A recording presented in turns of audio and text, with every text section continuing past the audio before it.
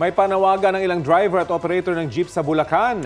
Dahil nga po yan sa sunod-sunod na pagtaas ng diesel. Hiling nila, rollback. Kahit kasi may fuel subsidy na, hindi naman daw nila ito natatanggap. Sabi ng ilang grupo ng mga jeepney driver at operator sa Bulacan, matagal na raw silang hindi nakatatanggap ng fuel subsidy. Sabi naman ng LTFRB na ipasok na nila kahapon sa Land Bank ang pondo para sa 50,000 beneficiaries.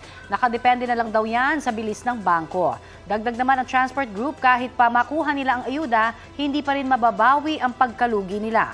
Mas makakatulong daw ang rollback kaysa sa ayuda. Balita ko, may tututukan kayo tuwing 11 a.m. sa GTV. Alamin ang mahalagang balita at impormasyong dapat nyong malaman sa Balita Ko tuwing Lunes hanggang Biyernes.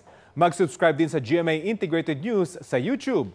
Sa mga kapuso abroad, maaari po kaming masubaybayan sa GMA Pinoy TV at www.gmanews.tv.